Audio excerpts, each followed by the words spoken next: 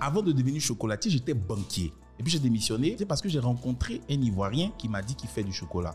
Et j'étais surpris parce que c'était ma première fois de voir un Noir qui fait du chocolat. Il y a 1 million de cacaoculteurs en Côte d'Ivoire. En Côte d'Ivoire, on a plus de 30 millions d'habitants. Vous rentrez dans un rayon de supermarché, il n'y a pas un savon au beurre de cacao. Mais ça, c'est fou, ça. Les premières plantations de Côte d'Ivoire, c'est 1800, donc ça date du siècle dernier. C'est importé par un colon français qui avait la première plantation qui est encore à Elima, à Diaké, produisait directement là. Et avec la lagune, ça partait directement à La Rochelle. On ne connaissait pas le cacao avant. La plus grande usine de fabrication de pâtes de cacao au monde est en Côte d'Ivoire. Ah ouais. Le cacao, c'est l'une des matières premières les plus coûteuses. 1500 francs Borchamp. Mais c'est horrible. Tous les pays du monde qui consomment, qui sont consommateurs de chocolat, c'est des pays riches. C'est l'Allemagne qui est le plus gros consommateur avec 12 kilos par habitant. Ça fait plus de 120 tablettes par personne. Le chocolat, c'est un aliment de riche. Exactement. Il rentre à la cour d'Espagne par Hernán Cortés.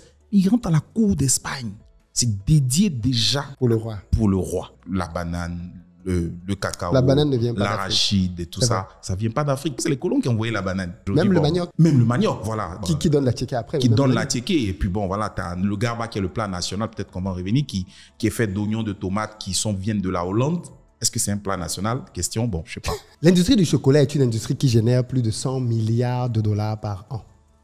Et pourtant, la Côte d'Ivoire, premier producteur de cacao au monde, ne parvient pas à capter une grande partie de cette manne financière. D'ailleurs, Aliko Dangote, au cours d'une émission avec Mo Ibrahim, avait annoncé un chiffre d'à peine 6%. Aujourd'hui, je discute avec probablement le chocolatier ivoirien le plus connu. Il s'agit ici d'Axel Emmanuel, qui a bien voulu venir parler avec nous de son métier, mais aussi de gestion des finances. Et je pense que c'est un podcast qui va vous ouvrir les yeux sur les secrets de ce monde-là. Comment expliquer que les pays africains captent si peu d'argent dans une industrie aussi lucrative? Quels sont les secteurs dans lesquels il y a réellement de l'argent à aller chercher? C'est une masterclass, c'est un cours en réalité, c'est une formation gratuite qu'il donne parce qu'il vous oriente très clairement vers les endroits là où il y a de l'argent à faire dans ce domaine-là. Vous n'allez pas voir le temps passer tellement il est passionnant et il parle avec le cœur et les tripes. Et ça s'entend.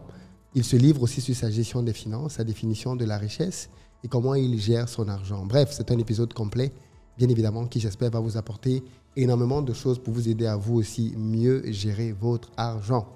Si vous êtes nouveau ici, je vous invite à vous abonner. Ici, on parle de business, de développement du continent africain. Et dans cette émission, le podcast du dimanche à 14 h, je reçois des invités avec lesquels je parle de leur parcours et de leur rapport à l'argent. Prenez donc place et prenez avec vous un bon verre de chocolat chaud parce que ce qui arrive va être chaud, mais aussi chocolaté. C'est parti.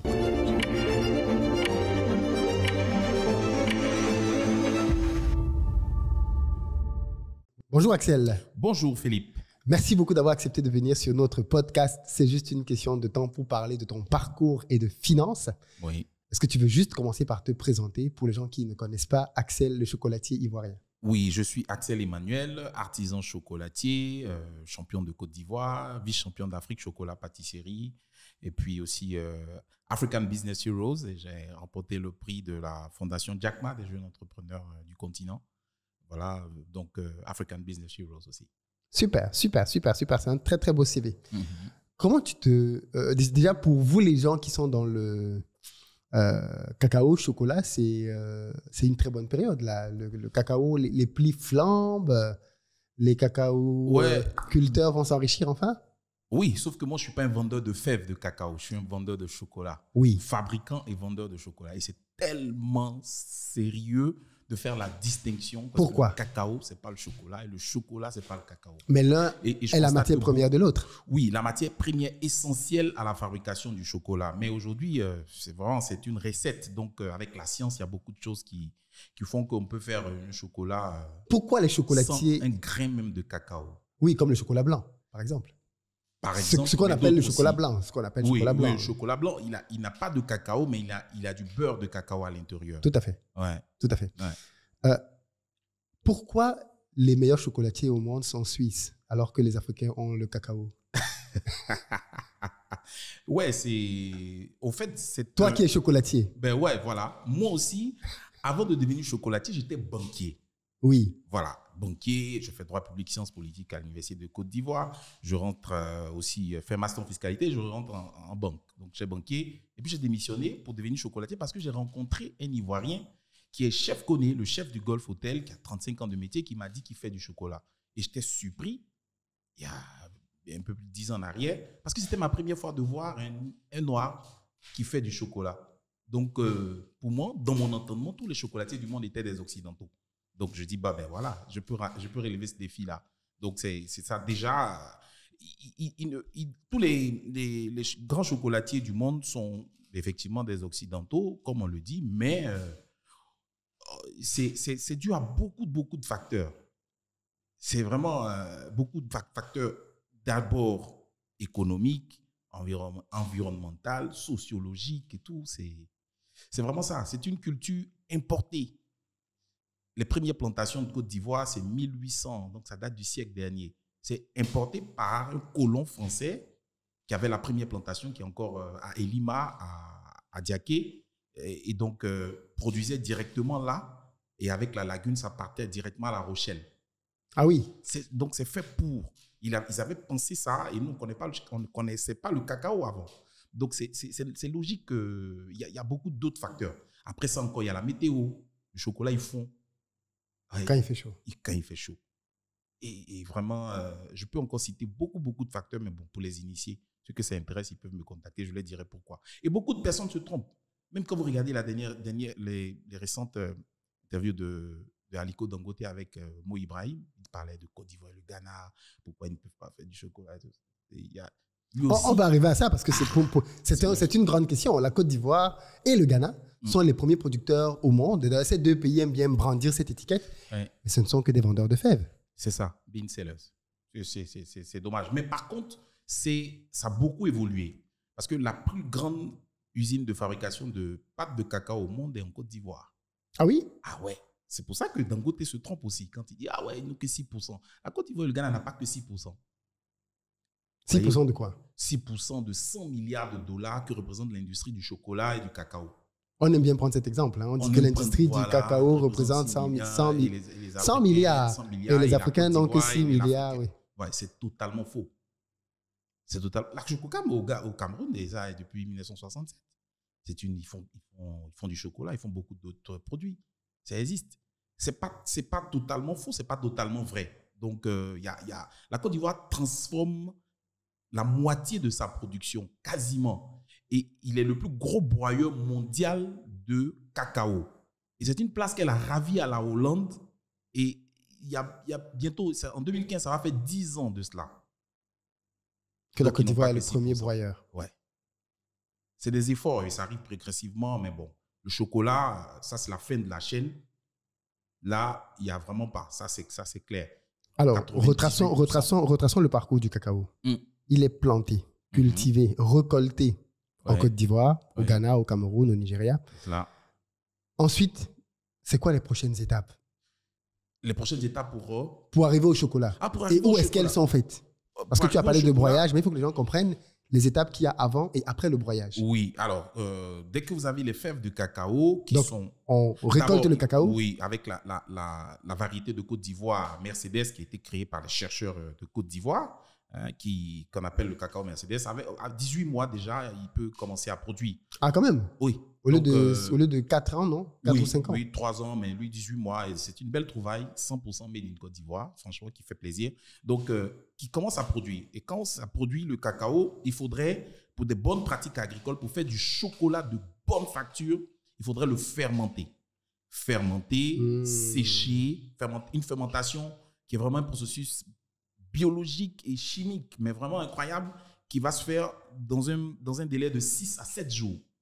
Et après, le cacaoculteur va le sécher au soleil pour une dizaine de jours. Mais on fermente quoi, la fève? On fermente la fève. Donc en fait, on prend les cabosses là, oui. On les ouvre, on sort les fèves. Voilà. Première étape, fermentation. Fermentation. Et c'est un fruit qui est sucré, donc une teneur en eau de plus de 60%. Et donc, on va les fermenter sous des feuilles de bananier. Et l'eau, donc vous avez une première fermentation qu'on appelle la fermentation alcoolique. Donc, de l'eau, du sucre, mais fermé en absence d'oxygène, avec les feuilles de bananier qui ont des levures, ils vont faire une fermentation alcoolique. Donc, les 2 premiers jours, il va avoir de l'alcool. Et puis encore, il y a encore une autre fermentation. Après, il y a une autre fermentation, une dernière acétique. Donc, c'est pendant les 7 jours. Oui, pour faire un bon cacao. Donc, ça veut dire que pendant les 2 premiers jours, on peut récolter de l'alcool. On peut récolter. Ah oui, il y a des Ivoiriens qui font de l'alcool de cacao. Qui font de la, voilà. Et j'ai une entrepreneur très sérieuse en Côte d'Ivoire qui fait du jus de cacao qui est un délice. On peut même faire des sorbets avec des glaces, ce jus-là, qui est magnifique. Et donc, c'est ça aussi le véritable problème. S'orienter vers des produits ou des sous-produits qui sont dans les habitudes de consommation. Tout à fait. Parce que le chocolat, lui, n'est pas dans les habitudes de consommation. Même dans 30 ans, je ne suis pas sûr qu'il sera encore dans les... Ça, c'est quelque chose qui m'a beaucoup surpris ouais. en arrivant en Côte d'Ivoire, parce qu'au Cameroun, le chocolat est dans les habitudes de consommation. Exactement. Le chocolat, mais certains produits... La pâte à tartiner. Voilà, la pâte à tartiner est dans la tartine. Oui. Oui, on tartine le pain tous les matins. Exactement. Au Sénégal, c'est encore plus frénésique, la pâte à tartiner. Donc, ils ont mis des habitudes alimentaires avec l'arachide local. Tout à fait. Qui est aussi une culture importée. Voilà, oui. qui est mélangé au chocolat, qui donne de la manière dont on mange à l'eau. Pourquoi tu précises que l'arachide est une culture importée? Beaucoup de personnes tu veux dire quoi aux Africains que on ne mange que des choses qui viennent de l'extérieur? Oui, ça c'est Eva Doumbia qui me l'a appris, qui est en train de faire au théâtre de Montreuil une belle scène, la banane, le cacao. La banane ne vient pas d'Afrique. L'arachide et tout ça, ça ne vient pas d'Afrique. Donc quand on dit les Africains c'est des singes et tout ça, mais la banane est importée. Donc c'est les colons qui ont envoyé la banane. C'est vrai. Donc beaucoup de choses aujourd'hui. Même le manioc. Même le manioc, voilà. Donc, qui donne la tchéké après. Qui donne la tchéké. Et puis bon, voilà, tu as le garba qui est le plat national, peut-être qu'on va en revenir, qui est fait d'oignons, de tomates qui viennent de la Hollande. Est-ce que c'est un plat national? Question, bon, je ne sais pas. Donc, revenons sur le process. Oui. Oui, effectivement, tu fais bien de souligner qu'en Côte d'Ivoire, le chocolat n'est pas dans les habitudes de consommation. Oui. Alors, par contre, il y a des produits dérivés, et ça c'est la partie business très intéressante, il y a des produits dérivés au chocolat, au cacao, qui eux sont dans les habitudes. Exactement. Et tu as pris par exemple les glaces, les sorbets. J'invite les gens à rentrer. On a 41 degrés comment on appelle ça, de chaleur ici. En cette période, c'est horrible en plus. C'est horrible. Ouais. Donc une glace au chocolat, ça pourrait faire l'affaire. Oui. Voilà. Donc, tout le monde veut aujourd'hui cacao, vers le chocolat et tout, mais ça ne passera pas. Ce n'est pas dans les habitudes alimentaires. Là-bas, ils ont 3 siècles. C'est vraiment dans les habitudes. Depuis combien d'années? Et puis, dans le cacao... Et ils mangent plusieurs formes. Tablettes. Toutes les formes. Pâte à tartiner. Oh là là, pâte à tartiner. Et ainsi de suite. Mais les Camerounais, pâte à tartiner. Beaucoup. La tartina, beaucoup au Congo. Mais là, c'est fou. Pourquoi ça a pris partout, sauf en Côte d'Ivoire? Parce que tu vois, ça se mange au Sénégal, ça se mange au Cameroun, ça se mange au Congo. Pourquoi les Ivoiriens ne mangent pas la tartina? Oui, la tartina. Oui, bon. Alors, ici, ce sera encore Nutella. Voilà, qui est fait à base de noisettes, qui fonctionne bien aussi, qui a des parts de marché ici. Mais le prix n'est pas à la bourse de tout Ivoirien. Oui. C'est ça le problème. Vraiment, au fait, c'est ça que je disais. Il y a beaucoup d'éléments qui font que le cacao peut pas être à la... Mais aujourd'hui... En gros, tu veux dire que, et on va arriver à ça, c'est peut-être ça aussi qui justifie qu'au final, la Côte d'Ivoire vende beaucoup de fèves. Oui, bien sûr. Bien sûr. Si le lattiqué coûte 500 francs le kilo, c'est parce que au Borchamp, il coûte 50 francs à 75 francs. Oui. Donc, le cacao, c'est l'une des matières premières les plus coûteuses. 1500 francs Borchamp. Mais c'est horrible. Donc, le produit final ne peut pas être un produit à portée de tous. On ne peut pas vouloir une chose et son contraire. Par contre, les produits dérivés du cacao, oui. Vous voyez, c'est une vraie réflexion. Hein, ça sent que tu as mûri la réflexion sur le sujet. Oui, tous les pays du monde qui sont consommateurs de chocolat, c'est des pays welfare, c'est des pays riches. Ouais. C'est l'Allemagne qui est le plus gros consommateur avec 12 kilos par habitant en moyenne. Ça fait plus de 120 tablettes par personne. Et ça continue d'augmenter. Il y a la Suisse, même la France et tout. Donc, tu regardes, il n'y a pas un pays qui n'est pas... Voilà, donc il faut avoir l'argent pour que ça... En fait, le chocolat, c'est un aliment de riche. Exactement. Il rentre à la cour d'Espagne par Hernán Cortés. Il rentre à la cour d'Espagne. C'est dédié déjà pour le roi. Et puis, on ne peut pas véritablement lui enlever ce caractère-là. Sinon, vous aurez des tablettes de chocolat... Voilà. Mais ça, c'est beaucoup de choses que les gens ne comprennent vraiment pas. Quand vous voyez des tablettes comme les Milka et autres, c'est écrit Milka. Milk. Ça doit vous dire quelque chose. Il n'y a même pas une image du cacao sur la tablette Milka. Tout à fait. Il vous donne la vraie information déjà. l'Union européenne admet à appeler chocolat un produit qui a 30%. Aux États-Unis, même, c'est 10% de cacao. On l'appelle déjà chocolat. Donc là, Milka, c'est le chocolat au lait a été inventé par des Suisses. Henri Nestlé et son répéteur, qui trouvent qu'on peut mettre du lait dans du cacao, dans du chocolat, et ils font du chocolat au lait. Donc 20% de cacao, ça suffit pour eux et ça crée un produit. Mais est-ce que je sais pas si tu viens de m'ouvrir les yeux sur... Nutella, c'est Nutella. Oui, c'est net. Ouais. C'est des noix. Il vient du Piémont. Le petit-fils de Ferrero, Giovanni Ferrero, vous allez dans le Piémont, c'est des noisetiers à perte de vue. Donc, il prend les noisettes là, il fabrique quelque chose pour devenir la pâte à tartiner la plus consommée au monde. C'est ça. Donc, c'est écrit sur les emballages de Nutella, parce qu'en fait, 7% de cacao. Parce qu'en fait, c'est très intéressant parce que on se plaint souvent en disant, oui, mais dans l'industrie du chocolat, même les agriculteurs... Oui, on a compris. Donc, les gens lambda aussi peuvent se tromper, quoi. Bien sûr. Il faut ouvrir les yeux. Bien sûr. Ouais. Mais en fait, ce que tu dis là, c'est très... Parce que on a l'habitude de dire que oui, les cacaoculteurs sont les moins bien payés de toute la chaîne. Oui. Mais en fait, ce que tu es en train de nous expliquer là maintenant, c'est que ça se comprend. Ça se comprend parfaitement. C'est pour ça que depuis 2016, j'ai décidé de former les cacaoculteurs à la transformation. L'argent est du côté de la transformation et rien d'autre. Ce documentaire, vous pouvez le voir sur Netflix, Rotten Bitter Chocolate, qui a été mis en exec sur notre business model. J'ai formé 2000 femmes de cacaoculteurs dans toute la Côte d'Ivoire et aussi au Cameroun, les femmes de Djambé et de Penja que j'ai formées, à la transformation. Le cacaoculteur doit transformer. On doit imiter Giovanni Ferrero, le petit-fils. Il est devenu l'Italien le plus riche du monde, même pas le plus riche de l'Italie. Il est dans le magazine Forbes. L'année dernière, les actionnaires sont partagés en dividende 2 milliards d'euros. C'est fou. En dividende. C'est fou. Punaise. Incroyable. Mais c'est à Douala, non? Ils sont là-bas. Ferrero est là-bas. Ils sont même pas Abidjan. Avec du cacao. Donc, du coup, il faudrait voir... Ils prennent leur cacao au Cameroun. Bien sûr. Ouais. C'est ça. Et qu'est-ce qu'il faut faire à ce niveau-là? Il faut imiter. Moi, je ne les en veux pas. Il faut imiter. Non, c'est du business, bien sûr. Oui, c'est du business. Moi, je veux que les planteurs imitent. Donc, j'ai formé ces femmes-là à Toumaudi, à Boisseau, à Séguéla, à Bengourou, à Yamsoukro. Toutes ces femmes-là, aujourd'hui, elles transforment leur propre chocolat ou les fèves de cacao en produits dérivés accessibles. Depuis que tu es venu en Côte d'Ivoire, est-ce que tu as déjà mangé un yaourt au chocolat? Non. Yaourt? Ouais. Au chocolat? Ouais. Non, jamais. C'est fou. Moi, je fais ça toujours. Donc, moi, avec 1 kilo de chocolat, moi, je peux vous faire... vraiment 70 000 francs dans chiffre d'affaires pour quelques litres de yaourt au chocolat. Parce qu'on consomme le yaourt. Et le yaourt consommé, c'est un produit de grande consommation. C'est là-bas qu'il faut mettre la consommation. Récemment, l'été dernier, on a fait notre bière au cacao. On l'a brassée à Paris. Et je viens de France, là. On a remporté le coup de cœur du salon. La bière a remporté le prix du coup de cœur du salon de l'agriculture. Une bière au cacao. Elle a été faite avec mon ami qui est un Gabonais, franco-gabonais, Obiang, qui est chimiste, un très brillant, compétent. On a formulé la bière au cacao et aujourd'hui, elle est vendue. Elle est vendue en France, en Espagne, bientôt en Côte d'Ivoire, on recherche des distributeurs. Mais imagine au Cameroun si vous envoyez une bière au cacao. Les Camerounais aiment la bière déjà. C'est là qu'il faut aller. C'est là qu'il faut aller. Parce que même la Chococam, je peux vous dire qu'elle se cherche. Ah ouais? Ouais, mais comment la Chococam vend du riz, non? Oui. Elle distribue le riz. La Chococam même distribue les pâtes alimentaires. C'est vrai. La Chococam distribue même de la pommade, des shampoings. Ça veut dire que l'élément essentiel là, ça ne tient plus. Ça ne suffit pas. Voilà.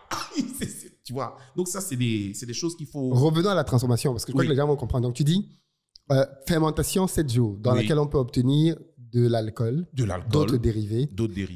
Et après les 7 jours, on recueille les fèves. Du vinaigre même. Donc, du vinaigre de cacao. Ça, c'est les produits dérivés aussi. C'est vrai. Voilà, tout le monde mange la salade d'Abidjan, mais personne n'a vu un vinaigre de cacao. Tout ça, c'est ça. Alors, donc, on achète du vinaigre de cidre. De cidre qui vient de Normandie. Et qui coûte cher. Quelle absurdité. Bref. Très bon point. Pourtant, on pourrait faire le vinaigre de cacao. Ah oui, bien sûr. On le fait tout le temps à la plantation avec M. Onko Ambroise. Sur Facebook, on montre ça aux gens, mais ça ne les intéresse pas. Un tintin dans le détail. C'est pour ça que les gens, c'est ça, on dit donner au peuple du pain et des jeux. C'est pour ça qu'on peut construire un stade à 100 milliards de francs CFA avec une pelouse de 20 milliards. Mais ils font bien, c'est comme ça qu'il faut faire la politique. Vous aimez danser, non? Donnez au peuple ce qu'il veut. Et voilà. Donc, on va sécher les fèves de cacao. C'est dur, hein? Mais c'est vrai. On va sécher les fèves de cacao et les fèves de cacao sont séchées. Elles ont un taux d'humidité de 8% maximum. Ça, c'est la norme de Côte d'Ivoire et internationale. Et on va récupérer ces fèves de cacao là pour les transformer. Pour les transformer en chocolat, il faudrait les torréfier. Tout à fait. C'est-à-dire, on va les griller carrément. Griller et voilà, griller dans une température de 120, 140 degrés. Après que les fèves soient grillées, on va les concasser, enlever la peau, les broyer et puis rajouter du sucre. Et voilà, éventuellement du lait et tout, pendant un long processus. Hein. Un bon chocolatier comme nous autres, là, pour faire du chocolat, ça peut vous faire une semaine, de la conception jusqu'à la fin, pour avoir un chocolat raffiné. Le chocolat que nous, on a présenté au dernier salon du chocolat de Paris, on a remporté la médaille d'argent et la médaille de bronze. C'est un chocolat qu'on a fait avec du chocolat au lait au sésame que je t'ai envoyé, que tu pourras goûter. C'est une compétition qui réunit 150 chocolatiers du monde, venus de 4 continents. Et la Côte d'Ivoire a gagné. C'est savoir-faire. Donc, le chocolat, on peut vraiment le faire. Donc, ça va se faire. Mais d'où vient-il donc qu'on ait ce mythe de dire que les meilleurs chocolatiers sont suisses? C'est bon, comme j'ai dit, pour beaucoup de facteurs. Parce que, voilà... Déjà, ils sont peut-être là depuis longtemps. Déjà. Oui, quand même. Hein, ouais, c'est une belle trouvaille, une belle alchimie, inventée vraiment par eux-mêmes. C'est ça aussi. Et si des géants n'ont pas fait le chocolat ici depuis longtemps, c'est parce que, il n'y a pas aussi le marché. Par le passé, il n'y avait pas de marché. Et même dans 30 ans, il ne sera pas frénésique comme en Occident. Parce que ce que je vois les gens essayer de vendre, ce sont des tablettes. Oui, ils vendent des tablettes. Voilà, ils pourraient se concentrer sur autre chose. Moi, mes mamans, là, je les ai formées pour qu'elles fassent du beurre de cacao. En Côte d'Ivoire, on a plus de 30 millions d'habitants. Vous rentrez dans un rayon de supermarché, il n'y a pas un savon au beurre de cacao. Mais ça, c'est fou, ça. Quoi, Ah oui? Ah, bon. Ok, à partir de maintenant, il ne voit plus. Vous allez rentrer dans tous ces supermarchés-là. Vous pouvez me montrer 2 savons au beurre de cacao. Pourtant, c'est une matière grasse qui est riche en vitamine E, beaucoup d'antioxydants. Les femmes de Côte d'Ivoire aimeraient faire bien leurs cheveux avec du beurre de cacao pour avoir des cheveux plus magnifiques.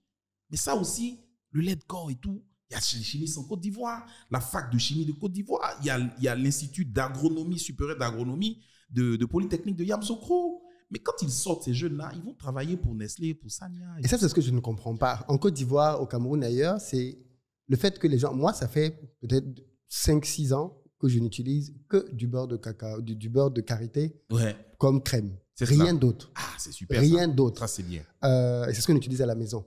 Mais je me rends compte que beaucoup de gens laissent ça pour aller prendre des crèmes, je sais pas les marques. Qui ont très souvent moins de 2 ou 3% oui, parce qu'en plus, tu prends cette crème-là, tu la mets, ta peau est encore blanche, quoi. Ils ont fait juste une émulsion avec de l'eau et tout ça. Et les gens raffolent, les gens courent après ça. Voilà. Oh, pourtant, il y a l'original qui est là, qui coûterait un peu plus moins cher et tout.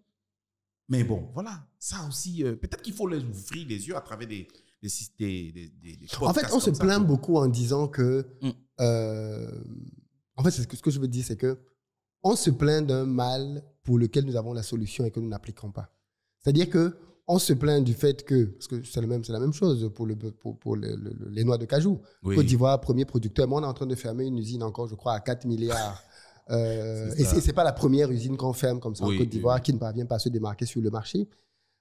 Parce que derrière, il n'y a pas une vraie politique qui consiste, d'après moi, à aller de bout en bout de la chaîne. C'est pas juste de produire, mais c'est de réfléchir à comment on transforme et comment on consomme. La clé, comment on consomme chez nous ce produit. Parce qu'à partir du moment où tu commences à consommer un produit chez toi, comme c'est le cas de la tchéké, c'est très difficile qu'on vienne te faire concurrence chez toi.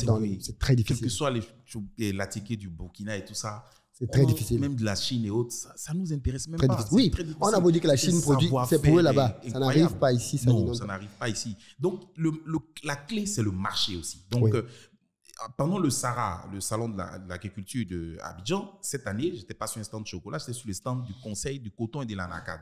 Pour démontrer, parce que je transforme aussi d'autres produits agro, pour démontrer comment on peut faire l'anacade est une huile à l'intérieur, c'est un oléagineux. Donc, quand vous pressez, vous avez une huile magnifique qui stoppe la chute des cheveux. C'est un puissant remède contre l'alopécie. Donc, on montrait ça aux gens. Je faisais des savons avec l'huile de cajou, mais il n'y en a même pas. Voilà, donc, il faut qu'on montre aussi comment on peut le consommer dans une sauce. Faire un chaque jour avec des Oui, cidris, bien sûr, ça de l'agineux. Voilà, on faisait une sauce sur le plateau avec du foutou, avec du placali, on mangeait ça. Pour montrer aux gens, et ils font de la communication. Même la pomme de cajou a un jus incroyable qui a 7 fois plus de vitamine C que l'orange. 7 fois. 7 fois la pomme de cajou. Mais bon, la Côte d'Ivoire, on produit 7 millions de tonnes de pommes de cajou. Il faut valoriser. On n'en fait rien. Ah ouais, il faut investir dans ces genres de secteurs-là pour capter la plus-value. Donc, c'est dans beaucoup de domaines. C'est dommage. Hein? Et puis, en réalité, il faut se dire la vérité. Si Nutella et toutes ces autres marques ont pu s'imposer, c'est au prix de marketing. Ah oui, absolument. Ça veut dire que si on met les moyens en marketing, les Ivoiriens peuvent consommer ce qu'on veut qu'ils consomment. C'est cela. C'est pour ça qu'au début, moi aussi, dans mes erreurs, je me plaignais. Ah ouais, pourquoi il n'y a pas de consommation? La publicité, c'est l'État qui doit faire et tout. Et puis quand j'ai croisé mon grand frère Stan Zézé, il m'a dit, Axel, non. Hein. C'est vous, les acteurs, qui gagneriez à ce qu'il y ait un marché. Donc, c'est vous qui devez faire la promotion de la consommation. Il faut aller partout, il faut aller dans les centres commerciaux, il faut aller dans des réunions, il faut aller à l'Assemblée nationale, il faut aller faire des dégustations aux gens pour qu'ils comprennent. Parce que quand le marché va faire un boom, c'est vous qui allez profiter. Donc, c'est à nous, les acteurs, en premier lieu, et puis peut-être que l'État nous suivra. Beaucoup d'Africains investissent dans des projets, ils n'ont même pas de budget de communication. Ils s'en vont comme ça. Mais ce n'est pas possible. Moi, ma tablette de chocolat, là, mon Dieu, mais il y a un budget spécial de communication qui est sur le prix. Et ça ne s'arrête pas. Il faut communiquer tous les jours. Vous avez vu que le petit temps d'absence que Coca-Cola a fait ici, Coca-Cola, il y a d'autres qui ne savaient pas. Est-ce que Coca-Cola existe encore? Mais quand Coca-Cola communique tous les jours, et quand ils vont revenir là, vraiment, vous allez voir, ils sont bientôt là, ils sont déjà là. Ah, c'est quoi cette histoire? Je n'étais pas au courant. Coca-Cola n'est plus là. Ah bon? Je ne bois pas de Coca, donc... Qu'est-ce qui s'est passé? Non, c'est intéressant pour la culture Ah business. Oui, c'est vrai. Solibra a perdu la licence de Coca-Cola. Ah ouais. Donc, ils ont... Et même c'était au Sénégal et tout ça, dans beaucoup de pays de la sous-région, ils ont perdu la licence, elle était arrachée. Et ils ont mis en œuvre Yuzu et World Cola et d'autres types de cola. Et donc, c'est ça qu'on voyait sur le marché, partout. Mais Coca-Cola, je crois qu'ils sont déjà revenus. Quand ils vont revenir, Coca-Cola n'arrête pas de communiquer. Donc, toi, la petite entreprise, pourquoi tu veux communiquer un peu et puis demain, on communique tous les jours. On sort les moyens nécessaires, budgétisés pour ton produit. Tu n'arrêtes pas de communiquer. Sinon, tu vas te faire oublier. Voilà. Donc, ça aussi, quand les Africains investissent, il faut qu'ils aient des budgets de communication. Et vraiment, c'est pour ça que dans les entreprises, le marketing avec les DAF et autres, il y a toujours des petits... Parce que le marketing veut toujours beaucoup plus d'argent pour communiquer, pour être à l'aise. Le DAF aussi essaie de faire un peu la réticence. Mais c'est comme ça, c'est toujours cette lutte-là. Parce qu'il faut communiquer tous les jours. Montrer les bienfaits du cacao. Le cacao a énormément de magnésium. Et c'est l'un des aliments les plus riches en fer. Le médicament spécial qu'on appelle MAC2 qui se vend partout, vous regardez derrière, c'est écrit dans les listes des ingrédients, fèves de cacao. Et c'est en pharmacie. Il y a des chocolateries en Île-de-France, j'ai vu, des pharmacies en Île-de-France qui vendent des tablettes de chocolat avec une forte teneur en cacao, comme tu aimes bien. Chocolat avec une high cocoa content. Ça, c'est bon pour le cœur. Il y a énormément de matière, de magnésium, de fer, de cuivre, de phosphore à l'intérieur, mais c'est du pain béni. Donc là, il faudrait que les gens soient conscients de ça et qu'ils mangent le cacao. Qu'est-ce que la Côte d'Ivoire devrait donc faire par rapport au cacao? Certains disent que ce sont des cultures coloniales, il faut raser tout ça et faire des champs de manioc pour la nourriture que les Ivoiriens vont consommer. Qu'est-ce que toi tu penses? Qu'est-ce qu'on devrait faire du cacao? Est-ce qu'il faudrait investir pour que les Ivoiriens commencent à consommer, même si tu dis qu'il faut au moins 30 ans? Est-ce qu'il faudrait plutôt investir pour que les Ivoiriens se concentrent sur les produits dérivés dont tu as commencé à parler? Ouais. Ou alors, solution radicale, on rase tout et on met d'autres choses? Oui, solution radicale, qu'on rase tout, c'est pas la meilleure solution parce qu'il y a 1 million de cacaoculteurs en Côte d'Ivoire. 1 million? Ah oui. Et ça, c'est le dernier recensement. Il y en a même plus. Donc, si tu as 1 million de personnes qui sont cacaoculteurs, le cacao fait vivre un tiers de la population. Tu rases, mais tu crées. Même les entreprises qui ont 6 000 employés là. L'État même essaie de mettre...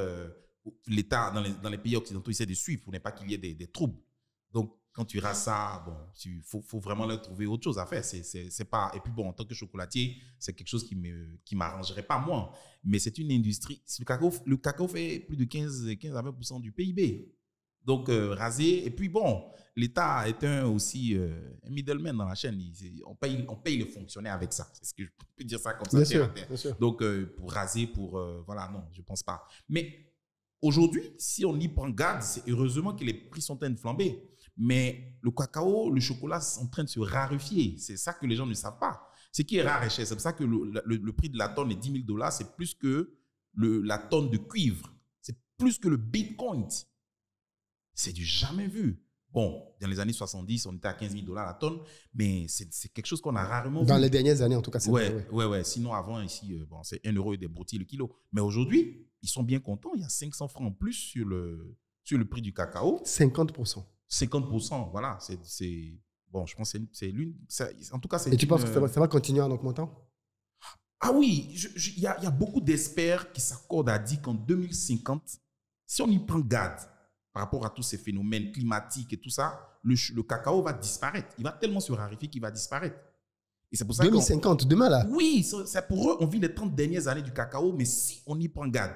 Il y a beaucoup de planteurs que j'ai rencontrés, ils m'ont dit, je ne veux plus faire du cacao et je ne veux plus que mon fils fasse du cacao. Pourtant, on est cacaoculteur de père en fils. Je veux être la dernière personne de ma lignée à faire du cacao. Et ça veut dire quelque chose. Aujourd'hui, vous avez dans l'immobilier... Des villes comme Azagui et tout, les paysans vendent les terres pour faire l'immobilier. Ils font autre chose. Et donc, c'est ça qui se raréfie. Aujourd'hui, le cacao ne fait plus rêver. C'est pour ça que beaucoup de personnes sont en train de se départir de cela. Il y a quelques années, 10 ans en arrière, quand il y avait un problème avec, à l'époque du président Laurent Gbagbo, ils avaient augmenté les frais à l'université, frais d'entrée à l'université, autour de 50 000 francs CFA. Ça crée un tollé. Et les paysans sont allés dire à Laurent Gbagbo, nous, on va compléter pour nos enfants. C'était 1 000 milliards. Mais c'est quelque chose qui ne peut même pas se faire aujourd'hui. Oh, pourtant, je parle il y a 15 ans. Les cacaoculteurs n'ont pas d'argent maintenant. Ça, c'était avant ça. Donc, si on y prend garde, le cacao va disparaître. Il y a beaucoup en ce moment, il y a une start-up qu'on appelle California Culture. Si vous tapez sur Google, ils font du chocolat en laboratoire. Sans cacao. Dans la Silicon Valley, ils ont levé 4 millions de dollars avec une graine de cacao. Ça suffit pour eux. Ils font des tablettes de chocolat et puis ils les vendent. Et ils ont le SPIC qui va avec. On casse tous les middlemen, tous les méchants. On sauve le réchauffement climatique et tout. Et puis voilà, le cacao, il y a le travail des enfants en Afrique et tout.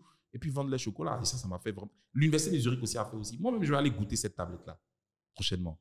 Parce que les géants, ils ont toute la masse, ils sont dans le magazine Forbes. La plupart des tartines la plus vendue au monde et vient du cacao. Le biscuit le plus vendu au monde est Oreo. Mais vraiment, il y a des familles là. Voilà quoi. Donc, ils font beaucoup d'argent dans le chocolat, mais ce n'est pas distribué. Donc, moi, je demande aux planteurs et je les forme à fabriquer, à transformer le cacao sur des produits dérivés. Donc, j'encourage beaucoup à transformer sur les produits dérivés. Si vous faites le chocolat directement, vous allez vous planter. Et ça demande... C'est quoi le top 5 ou 3 des meilleurs produits dérivés d'après toi sur lesquels il faut se focaliser? Pour la Côte d'Ivoire? Oui. Alors, en premier lieu, moi j'allais dire les glaces au chocolat. La météo faisant? La météo faisant, ça se prête bien. À côté de ça, vous aurez le beurre de cacao et les produits dérivés de la cosmétique.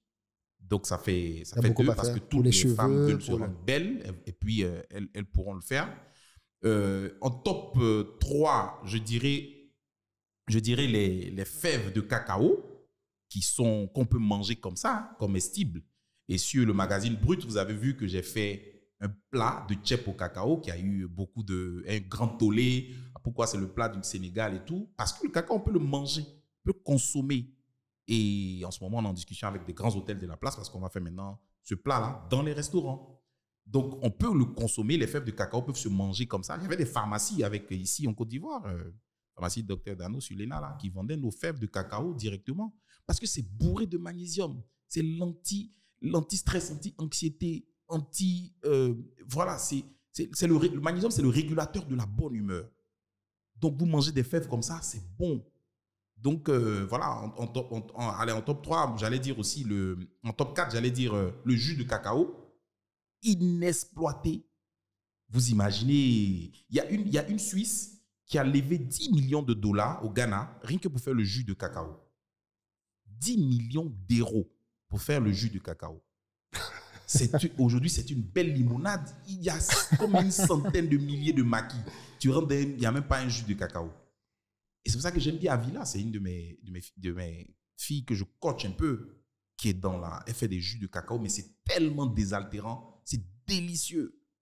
Donc, ça, c'est un fait. Et puis après, il y a la carbosse de cacao qui est jetée. On ne sait même pas qu'est-ce qu'ils ont. Ils veulent. Pourtant, c'est carbonate de potassium. Il y a de la pectine à l'intérieur. Oh là là, c'est fou.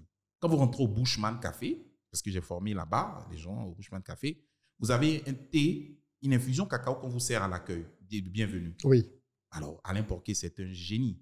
Il a transformé ça d'une manière là, il le vend. C'est-à-dire la pelure de la peau de cacao, il arrive à le vendre autour de 25 000 francs le kilo. La pelure, la peau de cacao. Pas le cacao, la pelure. Parce qu'il a fait toutes les analyses. Tout le monde le connaît, c'est riche en fibres. Un tiers du cacao, ce sont des fibres. Donc, les fibres, c'est bon pour le transit intestinal. Est-ce qu'on peut souffrir comme ça dans un pays? L'un des aliments les plus riches en fer. Après une crise de palu, vous avez des déficits, une carence en fer. Les femmes, pour le magnésium, la ménopause, mais c'est attends. Et c'est dans le cacao à profusion. C'est là-bas qu'il faut orienter les gens. Si vous allez sur le chocolat pour le fun, ça va fondre même. On a des problèmes d'énergie. C'est pour ça que quand Dangote dit ils vont faire le chocolat avec le Ghana et tout ça pour faire des... C'est vrai, vous pouvez produire ici. Il disait... Et c'est ce que vous avez dit. Pourquoi ne pas donc produire ici et vendre produire en pour France. le monde? Un peu comme les noix de cajou en Inde. Tu sais que les pays asiatiques sont les plus gros vendeurs de noix de cajou. Oui. Noix de cajou qui viennent acheter en Côte d'Ivoire, majoritairement au Bénin, dans les pays aux alentours. D'ailleurs, le Bénin a décidé qu'à partir, je crois, de 2024 ou 2025, ces noix de cajou ne sortent plus. Le président tanzanien, il a commencé ça depuis. Aucune noix de cajou ne sort de son pays, ce n'est pas décortiqué. Oui. Ça, c'est 1 million d'emplois en même temps. Bon, bref. Pourquoi on ne suit pas? Non, pour le cacao, c'est totalement différent. C'est ça. Je vais donner deux petits exemples en tant qu'initié. Et puis bon, pour ceux qui sont intéressés, ils vont me contacter parce que moi, je vis des consultants, on en parlera tout à l'heure. Oui, on va parler d'argent, tout à fait. Alors, il dit fabriquer du tablette de chocolat pour les envoyer en Europe et tout, et le Ghana et la Côte d'Ivoire pourront le faire et tout. La plus grande usine de fabrication de chocolat au monde, elle est américaine. C'est Mars. Mars le chocolatier.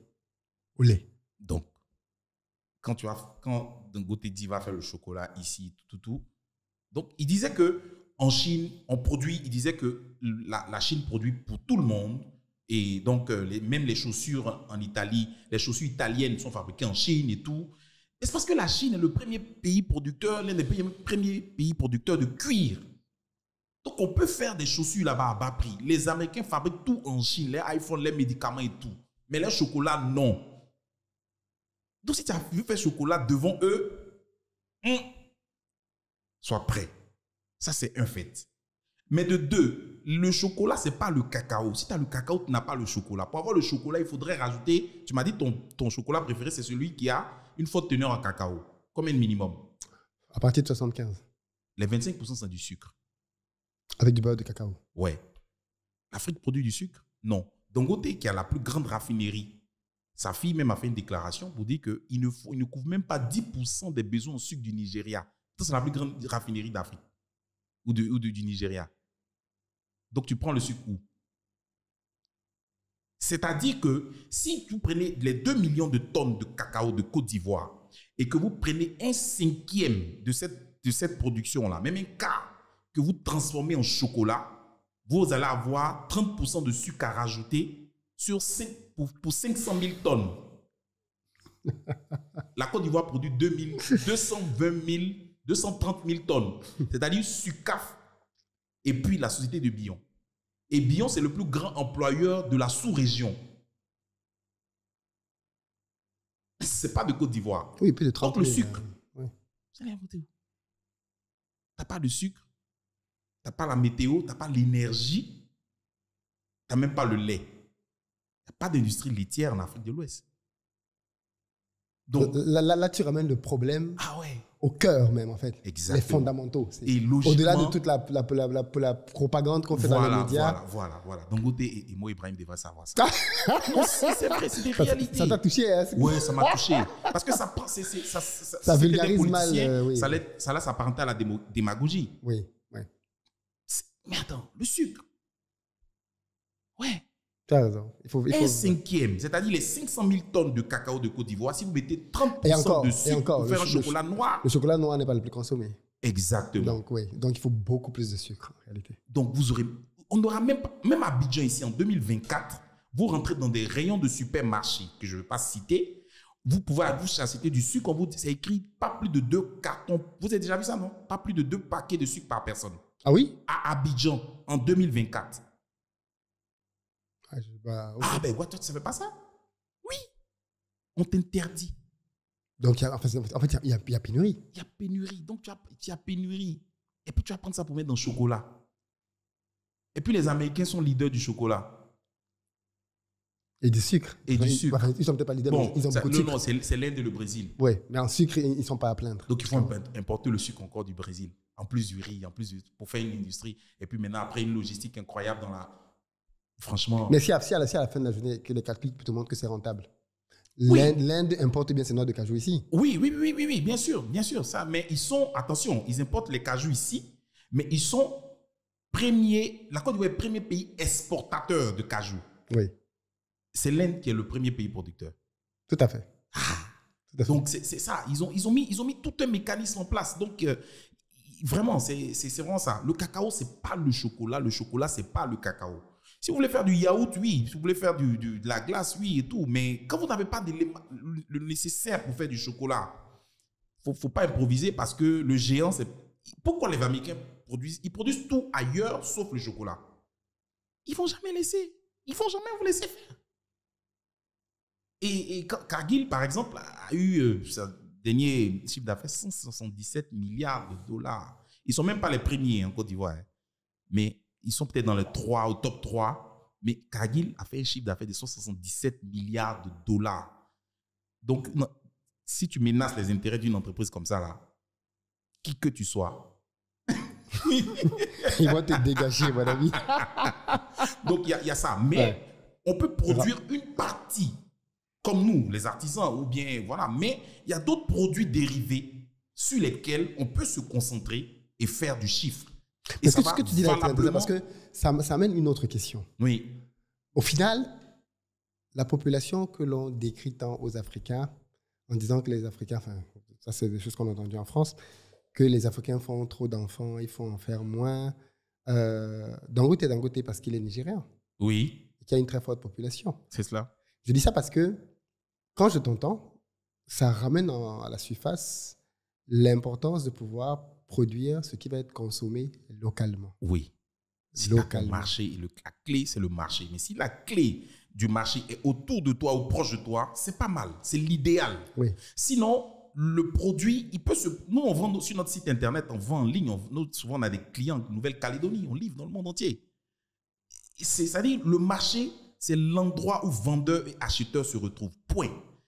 Les wax hollandais, Vilsco, l'usine existe depuis 1800 en Hollande. Mais le marché du pagne en Afrique, donc 90% de sa production vient sur le continent. Parce que le marché du pagne est ici. Donc, eux, ils viennent ici. Donc, on peut le faire. Mais si on n'a même pas d'industrie textile, mais quand vous arrivez au Nigeria, la plus grande usine de pagne d'Afrique, elle est là-bas, à Daviva.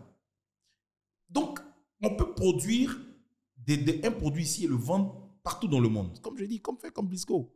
Alors, la preuve, c'est les premières dames d'Afrique avec les femmes ministres et les cadres jeunes qui portent le pagne Bisco. Mais ce que tu dis là, par exemple, dans le cas du chocolat, aujourd'hui, la Côte d'Ivoire, au mieux, elle pourrait donc... mais attendez, tu te rappelles du président Nana Akufo-Addo quand il allait rencontrer il allait dire ça même en Suisse. Tu te rappelles, il avait dit ça. Ça avait choqué un peu à l'époque où il disait que, je ne sais pas à partir de quelle année là, le Ghana n'allait plus vendre des fèves. C'était les fèves. Et qu'il fallait que l'on transforme sur place Et cet interlocuteur était un peu choqué. Il allait dire ça en Suisse au C'est en tout cas, je vois, la première ministre suisse, quelque chose comme ça à l'époque. Ouais, bon, quand on commente Mais Nana un peu Akufo-Addo, les il sait quand même de quoi il parle. les propos des politiciens, ça devient la politique. Moi, je peux vous dire quand même que c'est le seul président qui a plus de 120. Il a eu, le premier mandat, il avait plus de 120 ministres. Actuellement, demandé au Ghana, il a plus de 85 ministres. Et dans ces 85 ministres, il y a 5 femmes. 80 ministres? De quoi tu... Ah, tu ne savais pas? Non. Ben, le Ghana, c'est à côté. 85 ministres? Ben oui, il a plus de 80 ministres. Pourquoi tout ça? Je vais vérifier l'info. Ça m'a l'air d'être ahurissant. 80 ministres? Mais oui! 80 membres du gouvernement. Ça brûle un budget énorme, ça. Ok, quoi qu'il en soit. Au-delà d'entrer dans la politique... C'est de la pure démagogie. Okay. C'est ce que je vais dire. Ok. Rien bien les Camerounais. Tu as déjà fait quoi qu'on a déjà vu? Cette expression-là, ça me parle tellement. Non, je ne vais pas commenter ça. Oui. Sinon, ouais. Aller jusqu'en Suisse pour dire que tu ne vont plus les faire. Mais la Côte d'Ivoire et le Ghana, par contre, avaient bien fait une menace au monde entier en disant que il fallait que les prix du cacao soient revus pour permettre aux cacaoculteurs de mieux s'en sortir. Sinon, ils mettraient en péril, je pense, de futures campagnes. Ça, c'est un discours qui a été tenu dans la même période à peu près, d'ailleurs. Oui, il y a une belle initiative qu'on appelle l'initiative Cocoa. Oui, Cocoa quelque chose, oui. Ghana et la Côte d'Ivoire. Bon, peut-être même le Cameroun et le Nigeria vont rejoindre. C'était une belle initiative. Qui a pour but de permettre aux cacaoculteurs d'avoir plus d'argent derrière. Pourquoi ça ne marche pas? Je suis chocolatier. Vraiment, les fèves de cacao, je ne vais pas trop commenter. Mais je vais dire que une OPEP du cacao, c'est une pure illusion. C'est un produit périssable. On est dans un pays tropical humide. En Côte d'Ivoire, on a 70% de taux d'humidité. Ça veut dire qu'il y a 70% de l'eau dans l'air. Vous voulez faire conserver un produit périssable ou comment vous allez faire? Franchement. L'argent du côté de la transformation. Et moi, c'est à ça que je crois. Ok. Ouais. Mais le marché local est assez... Bon, tu me diras, il n'est pas déjà suffisamment exploité, ouais. Mais il n'est pas très grand non plus. Hein. En Afrique, oui. En Occident, il est extrêmement frénésique. Vraiment, mais est-ce qu'on a les moyens d'aller vendre des glaces en Europe? Non. Est-ce qu'on a les moyens d'aller vendre... Non, le marché des glaces, il est ici. Oui. Ah oui, il est ici. Vous n'avez pas une idée de tous les Libanais qui font des petits glaciers à Bobo et tout ça. Mais c'est énorme. Eux, ils ont compris. C'est vrai. Donc, je dis c'est vrai parce que j'ai... Il y a Choco Vanille là-bas, dans tous ces glaciers-là. C'est du cacao. C'est ça. Ça, c'est dans nos habitudes. Je dis yaourt. La prochaine fois, je viendrai avec mon yaourt grotto au chocolat. Tu verras. C'est délicieux. C'est du lait. Pendant ce ramadan, là, je vais offrir ça dans des endroits et tout. C'est du yaourt. Vous faites le yaourt, c'est quoi? Tout le monde sait faire le yaourt. Une belle recette chocolatée là. Et puis bon, je cherche des investisseurs même, ceux qui sont intéressés. Mais on va le booster. Le prix donc du cacao qui a augmenté pour passer à 1500 francs. Mm-hmm. Pour toi, c'est une bonne nouvelle ou pas? Non, moi, ça va ramener les gens au champ. Je vous dis, pour un chocolatier, quand le prix du cacao augmente, c'est pas bon pour lui. Voyez un peu. Donc, si moi je dois donner un avis, peut-être il ne sera pas vraiment forcément pertinent. Mais je me réfère au ministre qui a dit que c'est un bon prix. Je me réfère à l'association des planteurs de cacao qui disent qu'ils sont heureux. Ils sont en train de faire même une petite cérémonie d'hommage pour remercier le président de la République parce qu'ils n'ont jamais vu ça. Voilà. Moi, je suis chocolatier. Est-ce que maintenant, d'un point de vue purement économique, est-ce que tu penses que l'augmentation de ces prix est liée à une quelconque politique, quand je dis politique logique de nos pays? Est-ce que nous, on peut faire quelque chose pour que les prix flambent comme ils sont en train de flamber là maintenant? Ou alors c'est juste un hasard? Non, ce n'est pas un hasard, c'est l'offre et la demande. Mais nous, est-ce qu'on peut agir dessus? En produisant moins? Oui, bien sûr. En produisant moins, mais en transformant une partie aussi. Oui, donc du coup, ça diminue la quantité disponible. Voilà, sinon, ça répond juste au principe de l'offre et de la demande. Ouais. L'appétit du chocolat est de plus en plus grandissant dans le monde entier. C'est l'Inde qui est le pays qui a la consommation la plus croissante, en taux de croissance de chocolat, de cacao, de chocolat. il y a dans des fêtes nationales comme les Diwali et tout ça, les fêtes, mais on offre du chocolat. Donc, ils ont commencé à consommer le chocolat de façon frénésique. Il y a la Chine aussi qui consomme, le Brésil et tout. Voilà. L'Indonésie est pays producteur de cacao, mais de toute façon, toute la production, ils importent de Côte d'Ivoire et du Ghana aussi. Ça ne suffit même pas. Le Brésil, près de 90% de sa production nationale est transformée en cacao et en d'autres produits dérivés. Voilà. Marché local. Marché local, exactement. Marché local. Donc, si le marché est là, bon, il faut bien profiter. Mais quand le marché n'est pas là, il faut faire des choses qui vont avec. Ouais, 5 000 francs au Cameroun. Bon, ça, c'est pour les planteurs. Moi, je suis chocolatier. Donc, en tant que chocolatier, quel est l'avenir de ton métier alors? Ah oui, c'est un bel avenir parce que moi, c'est vrai que je suis chocolatier, mais je ne suis pas un simple chocolatier. Quand je fais ma bière au cacao, je vis de ça, je vis de mes consultances, je vis de beaucoup de choses. Beaucoup de personnes pensent que je vis uniquement du chocolat. Et c'est ça, ils veulent copier et puis ils voient qu'ils ne peuvent pas copier. Moi, je suis plus qu'un chocolatier. Donc, voilà, l'avenir du métier, oui, ici, ça pourra prendre de l'ampleur pour ceux qui vont comprendre véritablement et ne pas rester dans les émotions pour faire des tablettes de chocolat. Parce qu'au premier carrefour, il va fondre. Donc, il faut une logistique puissante pour maintenir parce que quand ils font, il a perdu toute sa saveur et son goût. Ça a déjà dénaturé. Et c'est de l'argent que vous allez mettre, donc il y a beaucoup d'énergie et tout ça. Mais si vous allez sur des produits, il y a 1000 ou 2000, 1500 pharmacies. Si vous vendez des fèves de cacao là-bas, les gens vont acheter. Voilà, là c'est... Avec un marketing derrière. Voilà. Moi j'ai une coopérative parce que j'ai formé 2000 femmes. Comme je l'ai dit, il y a une coopérative que j'ai formée qui a transformé 30 tonnes de cacao décortiqué l'année dernière. Elles ont vendu à 4000 francs. Ça fait 120 millions dans un village. C'est beaucoup d'argent. Elles là, elles sont heureuses. Et même le couturier qui a fait leur tenue de blouse et autres, il a fait pour 200 femmes. Et lui là, c'est un montant qu'il n'a jamais vu. Donc l'économie locale peut être impactée d'une manière, c'est fou. Quand vous allez à Toumoudi, vous dites je vais où les femmes font chocolat. Le taxi vous envoie là-bas. C'est des femmes que j'ai formées. C'est là-bas qu'on a fait le reportage de Netflix. Donc ça peut créer de la valeur, voilà, mais sans pour autant arriver au chocolat. Ceux qui veulent faire du chocolat, ils peuvent le faire. Ils vont chercher. Moi, je vends du chocolat, donc voilà. Mais c'est en fonction d'une stratégie toute particulière. Voilà, c'est pour ça que ceux qui ont tenté de me copier pour copier, comme les gens font en Afrique. Toujours. Voilà, bon, ils voient que y a quelque chose qui va. C'est pas si simple que ça. Ils disent, mais lui c'est un menteur. Il dit qu'il y a l'argent dans le chocolat, il n'y a pas d'argent dedans. Mais bien sûr, c'est cela. Même la Chococam ne fait pas que du chocolat. Si tu ne comprends pas ça là, en Afrique ici, ben vraiment, tu seras perdu, quoi. Ils vendent des pâtes, spaghettis. Oh mon Dieu, c'est fou. C'est vrai en plus. Dis-moi, je voulais quand même qu'on parle un peu de finances. Après ce bel exposé sur l'univers de la transformation du cacao. Mais juste avant, petite parenthèse, il y avait une question que je t'avais posée. Je pense que c'est important de parler de ça ici. Oui. Toujours dans l'univers des transformations des produits agricoles, parce que comme tu l'as dit, tu ne fais pas que du cacao. Oui. Tu fais de la noix de cajou, ainsi de suite. Je suis très surpris du fait que dans un pays comme la Côte d'Ivoire, il n'y a pas beaucoup d'unités de transformation de fruits en jus. C'est ça. Alors que pour le coup, il y a un marché local qui consomme des jus. Exactement. Qu'est-ce qui se passe dans ce secteur? Autant se concentrer sur ces secteurs-là dont le marché existe. Les 100 000 maquis d'Abidjan, vous n'allez jamais rentrer là-bas. Ils vont vous dire, elle va te dire, il y a Coca, il y a Fanta, il y a Schweppes. Mais elle sait, ou le propriétaire du maquis sait pertinemment, quand il finit de dire Fanta, Coca, Schweppes, s'il disait jus de mangue ou jus d'ananas, c'est là qu'on allait s'arrêter. Le gars allait s'arrêter là. Le marché est là et il attend. Et Houphouët-Boigny avait fait des unités de transformation d'ananas jusqu'aujourd'hui. C'était inégalé. Vous ne pouvez pas imaginer le nombre de millions de canettes qu'Ivoire fait. Là-bas, il y a un marché, mais ils ne vont pas là-bas.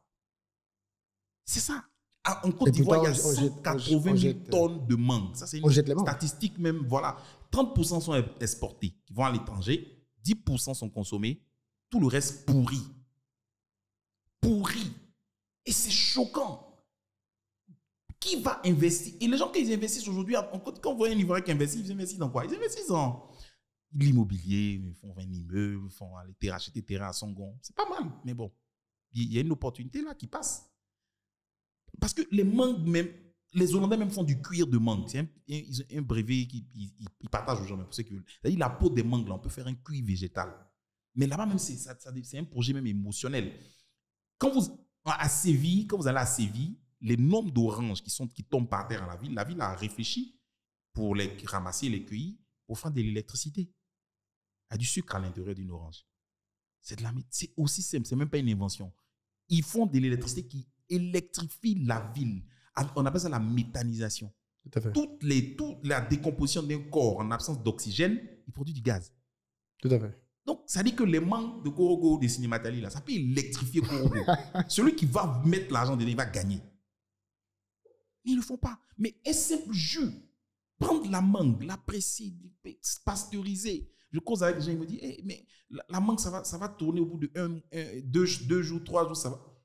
On pasteurise. Non, c'est là. Mais l'école supérieure d'agronomie où il y a tous les cerveaux. Moi, tu me donnes un jus de mangue, je te fais ça en un an. Ça ne va même pas se gâter. Tu vas vendre. Je le conserve sur plus d'1 an. C'est de la science. Quand je dis, je ne suis pas quel chocolatier là, c'est ça. Pour il faut avoir des belles notions de chimie. Chez moi, en chocolaterie, pour recruter les gens, si tu n'as pas de notion de chimie, je ne te prends pas. Il y a des choses que tu ne pourras pas comprendre. La fermentation que je viens d'expliquer, là, comment on fait l'alcool, le vinaigre et tout, si tu ne peux pas, tu ne pourras pas. Donc, vraiment, il y a le jus de mangue, des vinaigres de mangue, même une liqueur de mangue. Je connais un jeune monsieur qui fait une liqueur de mangue à Cinématali, elle est excellente. Une liqueur de mangue. Tous les bars et les maquis d'Abidjan, là, est-ce qu'ils ont déjà une liqueur de mangue? Mais elle est magnifique, délicieuse, des confitures. Souvent, en période, là, vous avez peut-être 25 francs à 50 francs le kilo de mangue au nord. 25 francs le kilo. Oh, mais c'est fou. Mais comment tu peux pas... Mais il suffit de prendre un lot de femmes. Mais en une semaine, on va faire des choses. Mais si vous achetez à 25 francs le kilo de mangue, ça les fait des jus. Mais il faut avoir des installations pour pasteuriser, et puis le packaging, et puis le design, et puis aussi, comme on appelle ça, la communication aussi. Hein, le marketing, comme j'ai dit, c'est tellement fondamental. Et puis c'est fini. Les gens vont boire le jus dans toutes les rayons de supermarché. Il n'y a pas de jus. Il y a big up à ma soeur qui fait du jus de mangue, Aïcha, à Kadi.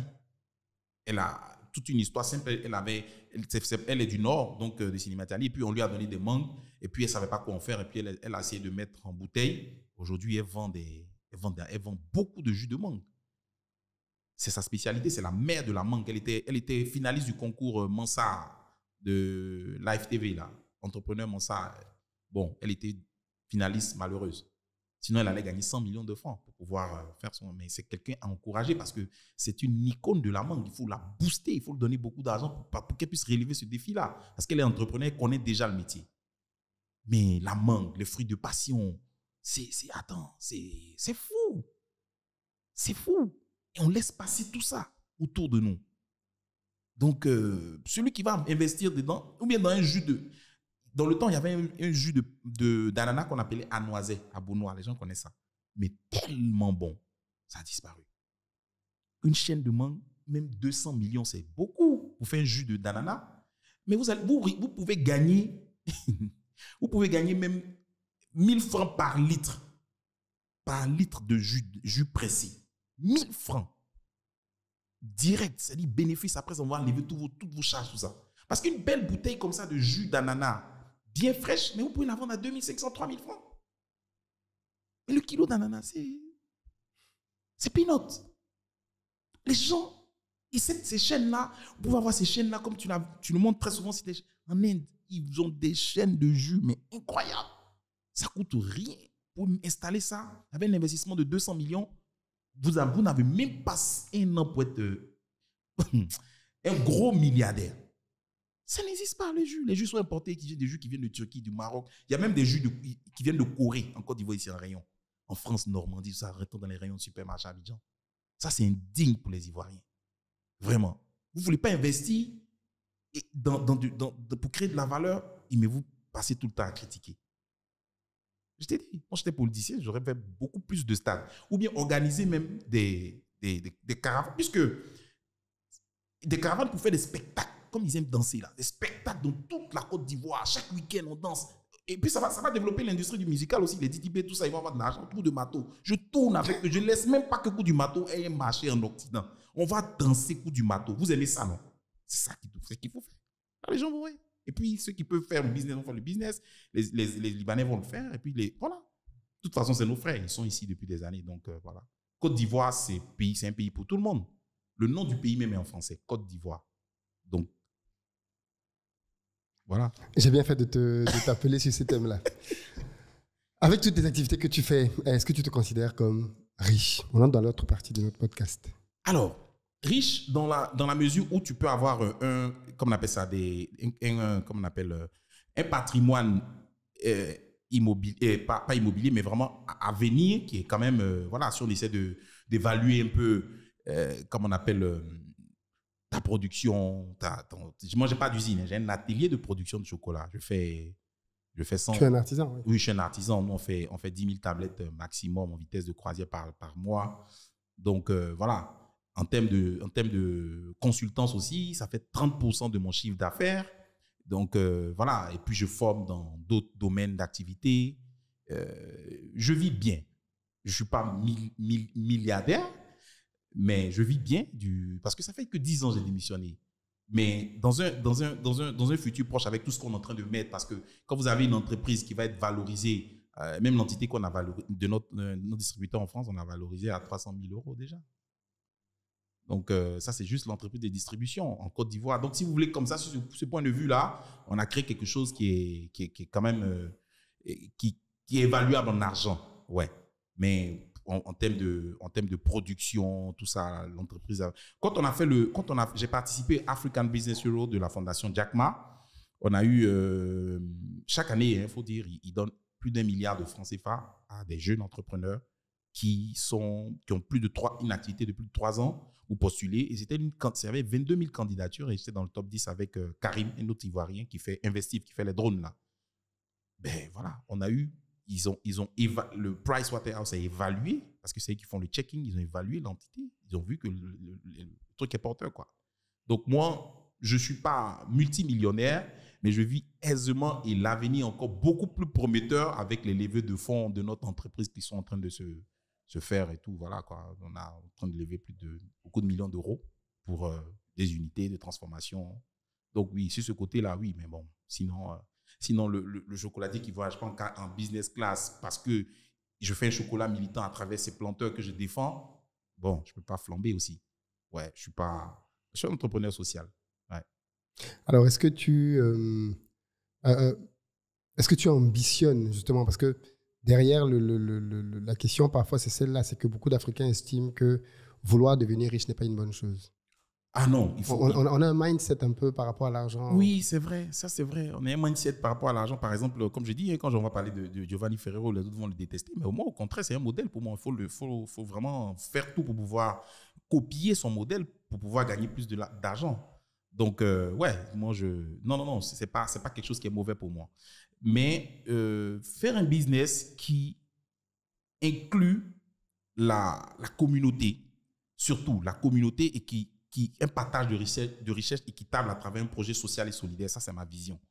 C'est pas le capitaliste qui fait énormément de chiffre d'affaires et qui, voilà, on voit pas, on le ressent pas dans sa communauté ou dans l'investissement qu'il va essayer de faire. Moi, c'est vraiment, je vais ensemble avec mes femmes de cacaoculteurs. Et de 2000 formées, là, je vais passer à beaucoup plus. Je suis fier de toutes celles-là au Cameroun. C'est ta plus grande fierté? Ah oui, c'est l'une de mes plus grandes fiertés. Parce qu'aujourd'hui, elles savent c'est quoi le cacao. Elles n'avaient pas goûté auparavant. Elles font des choses extraordinaires. Et il y a des banques qui viennent les voir pour installer comme on appelle à Azagué, qui veulent installer une agence dans le village. Parce que je leur ai montré comment on fait le chocolat. Elles font tellement de bons chiffres que l'agence, ils veulent installer dans le village. Ça, moi, je suis très fier. Les femmes de Djambé, j'avais juste donné une bouteille de gaz avec quelque chose. Mais aujourd'hui, elles carburent. Elles sont très, très autonomes. Et ça me fait plaisir, ça. Ouais. Alors, est-ce que tu considères que tu es un bon épargnant? Un bon épargnant. Ou alors tu es un flambeur? Non, pas du tout. J'épargne beaucoup plus dans mon activité. Ça, c'est une erreur que je faisais, c'est-à-dire vouloir tout mettre voilà, dans le cacao de la transformation. Désormais, là, j'essaie d'investir dans autre chose. Voilà, je ne vais pas faire comme Chococam qui distribue des pâtes. Mais, bon. Mais l'agroalimentaire, c'est quand même c'est très, très vaste. Donc, avant, je investissais tout ce que je gagnais dans mon épargne, que je mettais dans ma structure pour pouvoir encore la développer et tout ça. Et puis après, je me suis rendu compte que même, bon, on ne travaille pas vraiment avec totalement tout son argent. C'est une grosse erreur, ça. Parce que moi, j'étais ancien banquier. Je voyais des choses. Donc, moi, aujourd'hui, j'essaie de diversifier à travers toujours l'agroalimentaire, mais par exemple, les formations. Il y a énormément d'argent à se faire dans les formations. Mais bon, voilà. Donc, dans d'autres domaines, j'essaie de diversifier. D'accord. Si tu devais dire, ce serait quoi ta plus grosse erreur financière? Le truc dont tu te dis, ça, j'aurais jamais dû le faire. Ouais, alors, il y a eu un moment où j'ai fait un bon chiffre d'affaires, et puis on avait triplé même notre chiffre d'affaires, et puis j'ai pris tout pour acheter des machines. Et ça, c'est vraiment pas la solution. Ça, c'est vraiment pas la solution. Parce que la machine, en même temps, je disais quelque chose tout à l'heure, on a l'impression que c'est contradictoire. Il faut, en plus de la machine, il faut aussi le fonds de roulement. Ah oui, ça c'est oui. C'est ça. Et là, j'avais fait cette grosse erreur-là. Tu as tout mis dans la machine et tu n'as pas, oui, bien sûr. Voilà. Là, tu es mort. Et aujourd'hui, je me suis rendu compte en un rien de temps que les machines que j'achetais étaient dépassées par la quantité de production de la demande. Donc, elles sont devenues des gadgets dans ma main. J'étais obligé de les vendre. Oui, ça, donc ça, j'ai bien compris. Pas vraiment. Pas beaucoup. Okay. Pas beaucoup. Non, mais c'est pas une grosse erreur. Oui, mais bon, elles sont restées là quasiment plus de 6 mois, 1 an sans fonctionner. Ah là, c'est... Ouais, donc parce que tu n'avais pas le fonds de roulement. Quand tu n'es pas allé voir une banque, toi, ancien banquier, les banques aiment bien financer le fonds de roulement. Oui, mais dans les banques, chez les banques, c'est le fonds de roulement est la chose qui finance le plus difficilement. D'accord. Ouais. Bon, ça, c'est les réalités aussi de l'entrepreneuriat ici. Hein. Et ils vont te demander, par exemple, ils vont vous demander, comme on appelle ça, des contrats que vous avez avec vos acheteurs et tout. Mais en Afrique, vous avez un contrat, par exemple, avec Prosuma, ne garantit rien. Voilà. Eux passent les commandes quand ils veulent. Et voilà, d'autres supermarchés, hein, pas Prosuma, mais vous ne donnerez jamais de contrat. Parce que pour eux, voilà, ils ne peuvent pas donner des contrats à tout le monde et ils veulent que ça se passe comme ça. Donc, il fallait des garanties tellement fortes qui ne sont pas facilement prouvables qu'on peut avoir des acheteurs. Ce n'est pas comme si tu veux vendre 2-3 conteneurs de fèves de cacao que tu dois livrer un chocolatier aux États-Unis qui va te donner même une avance, que payer à l'avance et tout ça. Donc, c'est ça, ce sont des choses-là dont ils avaient besoin. Or, moi, je suis un marché ici en Côte d'Ivoire. Bon, voilà, c'est ça qui a fait que ça nous a... Mais après, je me suis remis en exergue parce que les machines étaient déjà dépassées. On est passé à 3 fois la capacité de production. Donc, celles que j'avais même, elles sont restées là comme ça, quoi. Ouais. À contrario, ce serait quoi ton meilleur coût financier? Le truc que tu te dis, ça, c'est bien fait de mettre mon argent dedans.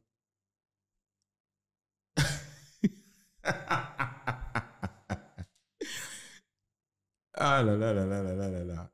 Alors, on a fait un salon du chocolat et à l'étranger. Comme je dis, hein, en Europe, c'est frénésique la consommation. Et on a investi un montant où j'hésitais pas parce que je savais que l'Occident, la consommation là-bas de chocolat, c'est tellement frénésique. Et on a investi, c'était risqué pour certains, mais moi, je savais que ça devrait marcher. On a investi pour le plus grand salon du chocolat pour avoir un stand. Et on a vendu des tonnes de chocolat en moins d'1 semaine. C'était un investissement bien rentable. Ah, ça, j'ai beaucoup souri. Ouais, c'était bien ça. J'ai beaucoup souri. Ouais, ça m'a permis de me reposer pendant un long moment. Ouais. Et très souvent, quand je fais des belles consultances aussi, à l'étranger ou en Côte d'Ivoire ou ailleurs, des consultants de ceux qui sont dans le cacao, dans la transformation, ça peut me faire ne pas travailler pendant 4 jusqu'à 6 mois. Je ne travaille pas tellement que la consultance a été rentable. Ouais. Je conseille des gens à qu'ils soient orientés. Parce que si vous mettez la charrue avant les bœufs, vous n'avez pas de conseils, mais vous allez beaucoup regretter. Moi, j'ai eu... Mais est-ce que les Africains valorisent le conseil? Ah, ça dépend. Moi, je ne prends pas tout le monde. Voilà. Premier rendez-vous, déjà, on a 1 heure de temps, 300 €.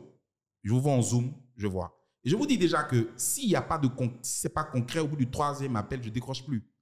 Je vois que vous voulez vous faire accompagner. Soit vous voulez qu'on vous accompagne jusqu'au bout, soit vous avez besoin de moi. Il y a d'autres qui disent, moi, je veux savoir quelle machine qu'il faut. Okay, tu me payes, je te dis, ça, il faut pas choisir ça par rapport à l'ampérage, par rapport à ci, par rapport à ça, c'est ce qu'il faut faire. Est-ce que tu veux faire? Non, moi, je veux juste que vous me formiez à fabriquer du chocolat. Donc, j'ai 10 jours avec vous, je vous forme. Après, vous faites ce que vous voulez. Si vous voulez faire des glaces, vous faites du chocolat. Voilà. Mais il y a d'autres qui demandent, il faut m'orienter. Choisis-moi le bon produit. Fais ça, fais ça, fais ça. Donc, ça peut partir d'ici 6 mois. Et puis, je le suis et ça a des bons résultats. Et ceux qui veulent le one-shot aussi, c'est faisable, quoi. Ouais. Tu adaptes en fonction de... Voilà, en fonction, ouais. Mais il néglige le conseil. Mais après, il se casse la figure, mais incroyablement. Oui, bien sûr. Ah ouais, bien sûr. Énormément.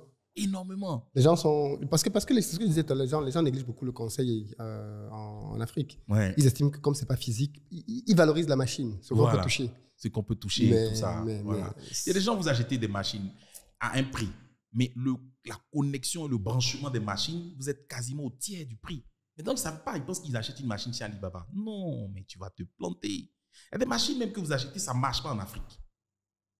Et donc, tu as perdu comme ça parce que tu n'as pas voulu écouter quelqu'un qui a déjà traversé la rivière. Après, voilà. Il y a des chocolatiers, même je l'ai dit, ils ont fini de faire le conseil, tout ça. Choisis le moule. Ah, il a vu par exemple chez Alibaba, ce moule-là, il veut faire des tablettes de 100 grammes. Le moule fait 70 grammes. Il a payé des tonnes, il ne peut pas remplacer. S'il m'avait montré, je lui dis que ça, ce n'est pas un moule de 100 grammes. Parce que quand je vois, je sais. J'ai pratiqué. C'est drôle parce que j'entends, moi, comme je vends beaucoup de formations aussi et d'accompagnement. Ouais. J'entends tous les gens dire oui, mais non. Je suis content que c'est toi qui le dises aujourd'hui. Parce que les gens disent oui, mais non. Mais de toute façon, qu'est-ce qu'ils vous disent même qui n'est pas sur Internet? Qu'est-ce qui va vous apprendre qu'on ne peut pas trouver déjà sur Internet aujourd'hui? Pourquoi tu vas payer ça? Mais moi, je connais des gens qui, comme tu as dit tout à l'heure, parce qu'ils n'ont pas voulu se faire conseiller, ont perdu des centaines de millions de francs CFA. C'est bien cela. Beaucoup d'argent perdu. Des centaines de millions de francs CFA. Parce qu'on veut s'entêter. Parce qu'il ne veut pas payer quelque chose qui ne représente même pas 10 millions. C'est ça. C'est ça. Choisis des machines. Vous allez choisir des machines en Chine et tout. Là, tout le monde produit en Chine. Vous allez en Chine, les Coréens fabriquent en Chine. Mais quand les Africains vont payer, ils vont prendre le bas de gamme. Ils te donnent le bas de gamme que tu veux. Tu ne vas même pas faire 24 mois, la machine va se gâter. Donc, l'investissement que tu as mis, c'est fortuit. C'est parti comme ça. Et tu as perdu 20 millions, 35 millions parce que tu n'as pas voulu te faire accompagner pour 1 million de francs ou 5 millions de francs que tu aurais dû pour avoir quelqu'un qui va t'orienter. Et c'est dommage. Donc, ils se cassent la figure très souvent. Et c'est bien fait pour eux. Le conseil est fondamental. En tout cas, moi, je ne badine pas avec ça. Quand je ne sais pas faire quelque chose, je me fais accompagner de quelqu'un qui sait de quoi il parle, qui est garant et qui est sachant. Et puis, ça te fait gagner énormément de temps, de stress, d'années et d'erreurs que tu évites. Mais bon, c'est bien que ce soit toi qui le dises parce qu'en réalité, c'est valable dans tous les domaines. Dans tous les domaines. Dans tous les domaines, tu as besoin de conseils. Et ce conseil-là, tu l'as appris, toi, au prix d'erreurs. Au prix d'années d'expérience. Exactement. Ça t'a coûté cher de savoir ce que tu sais. Ah ben oui. Mais les gens... C'est ça. Par exemple, je vais vous montrer par exemple que quand vous goûtez une tablette de chocolat, vous pouvez savoir qu'elle n'a même pas un taux de cacao comme tel que c'est inscrit. Il y a des tablettes de chocolat, vous n'avez même pas 1 gramme de chocolat à l'intérieur. 1 gramme de cacao. Donc ça, si vous partez avec des gens, ils vont vous blaguer. Donc, dans le pricing, pour marquer le prix de votre produit, il faut que vous fassiez accompagner pour savoir comment il faut réduire les coûts, le sucre, tout ça, pour avoir un produit compétitif. Comme on communique sur le chocolat, on ne communique pas comme ça. Ou sur les produits dérivés du cacao. Ah ouais, c'est très fondamental. Dans la famille, est-ce que toi, tu as une vision traditionnaliste de la gestion des finances? C'est monsieur qui apporte tout? Ou alors c'est 50-50, chacun travaille, on dépose ici ensemble? C'est pas, je dirais ni l'un ni l'autre. Voilà, pas 50-50, surtout pas 50-50. Pourquoi? Parce que les femmes gagnent moins que les hommes. C'est pour ça que j'aime bien les féministes, parce que quand elles se battent pour des choses, il faut que ça change. La femme ne doit pas gagner moins que l'homme. Tout à fait. À compétence égale en tout cas. Voilà, à compétence égale. Donc si elle gagne moins que toi, tu peux lui demander de faire 50-50. Donc ça, déjà. Par contre, je ne peux pas tout payer. Je m'entoure des gens qui sont pas à ma charge. Donc, on travaille ensemble. Voilà. Donc, je vais pas faire 50-50, mais la femme contribue. Ouais, sinon, je ne porte Mais pas est-ce que, chez de l'achat. dans la culture africaine, c'est pas, est-ce qu'on ne dirait pas que toi, tu es un radin? Ouh, ben si c'est ça, on dit ça toujours des entrepreneurs. Mon ami Moulay, Moulay d'Afrique Créa, vous avez vu que le truc qui s'est passé sur la moto, voilà, sa moto, tout ça. Voilà, big up à mon frère, il s'est fracturé le genou même avec la moto. Entrepreneur moto, hein, lui, il n'est pas dans ça. Donc, il faut, surtout qu'on est en train de construire. Les Elon Musk et tous les gens qui font rêver là, c'est des années de travail. Moi, ça fait que 10 ans que j'ai démissionné de la banque. C'est rien encore. Donc, je suis en train de construire. Donc, je n'ai pas besoin de personnes qui... Donc, mais ce que les gens pensent de toi, ça ne te fait pas peur? Enfin, vas-y. Oui, ma femme me met dans ma vision. Au niveau, elle contribue, voilà, dans tous les domaines. Mais tu gagnes assez quand même pour être confortable. Pourquoi tu as que ta femme contribue? Oui, parce que le projet, on est dedans ensemble. On travaille ensemble sur le même projet. Elle ne fait pas une autre activité. Donc, quand tu gagnes, elle gagne. Voilà, si je gagne, elle gagne. Donc, on est vraiment, voilà, on fait les choses, voilà. Mais ça, c'est ma vision directe. Mais ce que les gens disent, surtout les entrepreneurs, on n'écoute pas les gens. Hein. Ils vont raconter, et après aller danser. Voilà, et le gouvernement va le faire danser si vraiment ils voient. Moi, voilà, non, je n'écoute pas ça. Tu n'aimes pas danser? Tu es dans la ville? Bon, je ne sais pas danser, mais j'aime bien quand quelqu'un danse très bien, ça me fait plaisir. Mais moi, je ne sais pas danser. Est-ce que tu es un fêtard? Tu vas en boîte? Non, même pas. Peut-être ça, c'est l'habitude. Même, je me sens mal dans un endroit même où il y a la musique et tout. Mais bon. Tu n'aimes pas le pays? Non, pas du tout. Je n'ai pas eu l'habitude, c'est tout. Sinon, je ne condamne pas, hein, mais si je vais là-bas, c'est peut-être pour faire plaisir à quelqu'un, mais sinon, je serais mal à l'aise. Donc, je vais peut-être faire l'effort d'attendre 1 heure ou 2 heures, et puis après, bon, pour faire plaisir à quelqu'un, m'élever de moi-même. Je ne suis pas à l'aise dans les endroits comme ça. Pourquoi? Je n'ai pas eu cette habitude, mais je suis beaucoup plus focus, beaucoup plus travail, et puis bon, d'autres loisirs autres que ça, quoi. Qu'est-ce que tu penses des entrepreneurs qui montrent la belle vie qu'ils ont? On a beaucoup ça maintenant. On a beaucoup ça, hein. Mais très souvent, les réseaux sociaux, ce n'est pas la vraie vie. On leur dit ça toujours, mais beaucoup ne comprennent pas. Pour avoir beaucoup plus de clients, peut-être c'est la stratégie marketing, parce que moi, je dis, j'adore le marketing. C'est un mélange de tout. Donc, peut-être pour avoir d'autres clients, voilà, si c'est un coach, par exemple, il montre que voilà, la vie est... Donc, il faut avoir d'autres clients, mais bon, moi, je fais 6 mois de l'année dans les avions. Je peux montrer partout où je vais et tout. Mais bon, franchement, hein, ça n'a pas trop de sens. Hein. Surtout, il y a des endroits, des pays où je m'en vais, je veux même pas qu'on sache que je suis là et tout, et je pars incognito. Mais sinon, tu peux flamber. Si c'est pour t'apporter des clients, peut-être bien, mais sinon, c'est pour flamber là, non. Vous allez faire miroiter des choses aux gens. L'entrepreneuriat, ce n'est pas un fleuve tranquille, c'est beaucoup de tumulte. Et vraiment, on dit que Elon Musk est encore l'homme le plus endetté du monde. Donc, tu vois, c'est les créanciers qui font que même ils se maintiennent là. Donc, il y en a tellement de problèmes. Vraiment, quoi. Mais flamber, si les gens, ça les intéresse, par exemple, de voir cette vie-là pour attirer des clients, oui. Mais sinon, moi, je n'ai pas besoin de ça. Donc, ça me parle moins. Mais je ne condamne pas ceux qui le font si c'est pour chercher des clients. Ouais. Est-ce que tu penses déjà à pérenniser? Qu'est-ce que tu penses laisser à tes enfants? Oui, franchement, hein, mon enfant, il aura directement, il va apprendre le chocolat. Et puis, s'il veut, ça ne l'intéresse pas. Si ça ne l'intéresse pas, non, je ne force pas. Hein. Si ça ne l'intéresse pas, bon, voilà, je ne force pas. J'ai vu un grand chocolatier qui est en France, qui est chocolatier de père en fils depuis 4 à 5 générations. Il est avec amertume, il est en train de me dire, Axel, mon dernier, il ne veut pas faire du chocolat. Il veut faire autre chose. École de commerce, son ami, il était triste, il avait les larmes aux yeux. Je dis, waouh, ça doit peiner. Hein. Voilà, mais... Ta personne dit qu'il faut faire beaucoup d'enfants. Voilà. Il y a un autre qui allait peut-être se mettre là pour pouvoir... voilà, et puis après, voilà. Mais sinon, donc je vais les laisser ça. Mais ils seront très fiers d'avoir eu un père qui était le premier à faire entrer les tablettes de chocolat made in Côte d'Ivoire en rayon du supermarché. Ça, je suis bien fier de ça aussi. Et donc ça va peut-être leur ouvrir des portes. Aujourd'hui, en Côte d'Ivoire, je peux vous dire, hein, c'est une Côte d'Ivoire des familles. Beaucoup de personnes ne le voient pas. C'est une dynastie. Il y a l'article de ma soeur Abi de Canal, elle avait écrit cet article-là dans Jeune Afrique, Côte d'Ivoire des familles. C'est ça. Fils, petit-fils, arrière-petit-fils de ministre, et lui-même, il est premier ministre. On a vu ça ici, et ça continue. C'est dans beaucoup de domaines. Voilà. c'est clair. Les enfants de ceux que vous voyez là auront des enfants qui vont être ministres et tout, et ça ne gêne pas ici. C'est logique. Donc, à tous les niveaux, donc si la Côte d'Ivoire, bon voilà, c'est quelque chose qu'il faut prendre en compte. Hein. C'est ce qui va se faire. La reproduction des élites. Exact.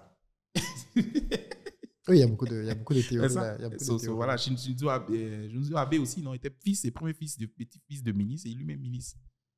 Non, il n'y a pas qu'en Côte d'Ivoire que ça se fait. Oui, il n'y a pas qu'en Côte d'Ivoire. Hein. En France, aux États-Unis. Oui. Les élites font tout pour se reproduire. Pour se reproduire. Entre elles. Bon, politiquement, là, ça, c'est peut-être un peu bien rare, mais en Côte d'Ivoire, là, c'est un peu ça, quoi. Il y a des noms quand tu entends. Oh, mon Dieu, mais bon, c'est ça. C'est comme ça que ça va se faire. Donc, moi, je vais les laisser ce tant-pis-là, toujours dans le chocolat, s'il ne disparaît pas, effectivement, mais aussi qu'ils puissent être des entrepreneurs chevronnés, qui vont avoir, pour exemple, le père, et ils vont faire quelque chose de remarquable dans ce monde. Dans quoi est-ce que tu dépenses ton argent, donc, quand tu veux te faire plaisir? Ah, mais bon, moi, j'aime bien la bouffe. Hein. Ouais, j'aime bien la bouffe. J'adore les montres, mais pourtant, j'en porte pas. Donc, quand j'aurai beaucoup plus d'argent, j'aime bien. Je serais bien ravi de... Tu veux t'acheter quelle montre? Richard Miles, tout ça, ça me parle beaucoup. Patek Philippe. Voilà. C'est beaucoup, hein. Mais bon, ça, c'est tes rêves, quoi. Mais sinon, j'adore les montres, ça, oui. Ouais. Tu te prépares pour ta future prochaine montre. Exactement. Mais commence avec des Rolex déjà? Oui, commencer déjà par des Rolex, ouais. Ce serait ça, ouais. Bon, puisqu'il y a des Rolex à 6 000 € au moins, si tu peux en avoir. Oui. Bon, c'est pas, ouais. C'est plus plaisir, quoi. C'est plus accessible. C'est plus accessible. Voilà, c'est comme le prix d'un billet en classe à faire. On a dit quoi, que si tu n'as pas ta Rolex à 40 ans, tu as raté ta vie? Ah, ça, c'est de la pub. Et c'est bien dit. C'est du marketing. Tout à fait. C'est du marketing. Mais bon, voilà, c'est bien dit. Hein. Ils le font très bien. Ah, ils vendent des choses. Ils savent vendre des choses. Avec marketing, c'est de l'art. Qu'est-ce que tu penses de ça? Ça, c'est une question un peu toujours dans les dépenses. Abidjan, c'est quand même, moi, ce sentiment que c'est une ville de la fête. C'est une ville dans laquelle les gens sont très insouciants sur le plan des finances. On dit Abidjan est doux. Regardez un slogan comme ça qui valorise. Beaucoup de gens ont une tendance à dépenser sans compter. Exact. Comment toi, tu vis ça? Parce que j'ai l'impression que toi, tu n'es pas de cette classe, de ce mindset-là. Oui. Comment tu vis de voir des jeunes autour de toi qui se battent pour avoir des accessoires ou un style de vie qui ne correspond pas à leur réel niveau de finances? Oui. Ça, c'est vraiment dommage. C'est un vrai problème, ça. C'est un vrai problème et c'est dangereux pour la société. Ça amène des gens à faire des choses, mais vous ne pouvez même pas imaginer. Ils ne comptent pas. Ils dépensent. J'ai un ami qui est un artiste. Il était portraitiste en France. Je ne vais pas dire son nom. Il fait des portraits, tout. Et il a décidé de faire Ripat. Ah, je suis venu ici pour dessin. C'est surprenant, hein? Attention. Il dit non, il n'y a pas de problème, il vient. Il est arrivé à Abidjan, il fait des portraits. Il gagne beaucoup plus d'argent qu'en France. Avec des portraits. Au fait, il dessine avec du chocolat. C'est pour ça que je l'ai connu. Parce qu'on se croisait dans les chocolats, chez les chocolatiers et tout. Et il me disait, ici, il y a dans ma formule, j'ai des portraits à 30 000 francs CFA, 50 000, 100 000, jusqu'à 3 millions. En France, je n'ai jamais eu un portrait de 1 000 €. Mais ici, il y a des portraits de 3 millions. Les gens, ils viennent, c'est même pas des blancs, ils viennent, ils payent. Parce qu'en France, tout est budgétisé, programmé. Mais ça lui plaît. Ça Gaudier veut le portrait là, sans chocolat. Mais c'est quoi? Il paye, il compte pas. Donc, il fait beaucoup plus de chiffre d'affaires ici, dans un domaine artistique, que moi-même, ça m'a j'étais bien surpris. Parce qu'ici, les gens ne programment pas les dépenses.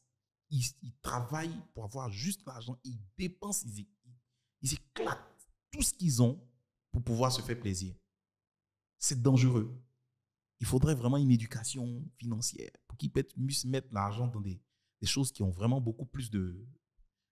Tout le monde essaye d'avoir un iPhone, et pourtant il touche 200 000. Voilà, l'iPhone n'a même pas il n'a même pas Internet, il n'a même pas de crédit pour appeler. C'est vrai en plus, mais il a un iPhone. Mais il a un iPhone, tu vois. Donc, et après il te dit qu'il n'a pas d'argent, et souvent ils viennent te voir pour te demander de l'argent et tout ça. Non, c'est vraiment... Pourtant, s'il vend le iPhone, il peut faire une belle activité qui va vraiment produire beaucoup et qui soit... Voilà. Mais il ne le fera pas. Mais dès qu'il trouve l'argent, il va encore acheter, peut-être même le prochain. Il s'apprête à acheter le prochain encore. Oui, je sais. Tout à l'heure, j'ai vu, ils vont rigoler, mais j'étais dans le véhicule, j'ai vu un de mes collaborateurs ici. Je sais comment il paye. C'est moi qui le paye, donc je connais son salaire. Il a le dernier iPhone. Waouh! C'est le 15. Tout dernier. J'ai vu tout à l'heure. Je me suis dit, attends, c'est le dernier iPhone là? Il me dit, oui, c'est le dernier iPhone. Bon, j'ai demandé, mais. 900 il millions. paye ça comment? Voilà, voilà, un peu comme les gens de ceux qui font la sapologie aussi. Ouais. Tu vois, bon. Le besoin de. Ouais, vraiment. Ouais. 15 000 euros dans Yuji Yamamoto, des marques et tout. Ouais, bon, ouais. Ça, bon. Sauf que Qui eux-mêmes. ne sont même pas faits pour toi. Tu n'es pas sa cible, en fait. C'est ça. Eux-mêmes, ça peut être un musée parce que c'est culturel. Donc, on peut créer même un musée des sapeurs. Il y a quelque chose qui peut se développer autour de ça. Ça, vraiment, moi, il y a beaucoup de Congolais qui ont honte de la sapologie, mais ils disent, oh non, il ne faut pas avoir honte de la. Paul Smith, les grands couturiers, ils font des éditions spéciales Congo. Vous devez attirer les gens même à rentrer, à les suivre et gagner de l'argent. Les publicités, les Guinness font des publicités avec eux. Donc, il faut créer quelque chose de touristique pour la sapologie. Créez votre musée à Paris, là-bas, de la sapologie. Et puis, on gagne de l'argent avec ça. Donc, ça aussi, vraiment, c'est... Voilà. Moi, ça me fait plaisir. Et puis, j'aime la couleur. J'aime les couleurs quand ils sont... Je ne peux jamais acheter ça, hein, mais ça me fait plaisir. Et puis, c'est des artistes. Donc, ils font des prestations. Le spectacle, moi, j'adore ça. Norba de Paris. Tu vois, je pensais à lui hier en plus. Ouais, sa vidéo sur C8, là, elle a fait des millions d'abonnés, des millions de vues et de partages. Ça, là, on peut faire quelque chose avec ça. La preuve, le C8, l'animateur Cyril Hanouna, il a bien profité avec l'audience qu'il a pu avoir avec Norba de Paris. Wow, donc, non, ça, c'est quelque chose à... Souvent, quand je vais au Congo, je leur dis ça, mais... Il faut qu'ils voient, il y a quelque chose à faire là. Il y a beaucoup d'argent à se faire avec ce truc-là. C'est culturel. On peut faire un spectacle où les gens vont venir rien que voir. La preuve, Joe Bala le faisait. Il avait des spectacles où il arrive, il ne chante pas, il s'échange tellement. Et puis le stade est plein, à Ouaga, tout ça. Ça, c'est de vous inspirer. Il y a de l'argent dedans. Entertainment, là même, les Africains ne sont pas dedans. J'ai aimé le précédent auditeur ici du podcast qui est dans l'industrie musicale. Voilà. Oui, Moussa Wagé. Ça m'a fait plaisir. Oui. Ouais. Parce que c'est une industrie, même Michael Jackson sont les producteurs blancs. Et ça continue, tous les rappeurs que vous voyez autour là, c'est des blancs qui sont derrière. Dans l'industrie du football, tous les footballeurs noirs qui font, les agents là sont des occidentaux. Mais nous, on est à quel niveau? Les gens sont surpris de voir que Fally est le premier artiste à pouvoir remplir la plus grande salle d'Europe où il a fait son spectacle là. Mais ça devrait être, avec tous les Noirs qu'il y a en France, là, c'est la première fois qu'un Africain remplit la plus grande salle. Mais quand Mylène Farmer fait son concert là, qui va là-bas? Les Noirs doivent aller soutenir les Noirs. Et puis, ils doivent gagner de l'argent dans cette industrie-là. Il y a beaucoup d'argent dedans. Papa Manu Dibongo nous parlait de comment il s'appelle, le producteur de Michael Jackson qui a fait Thriller là.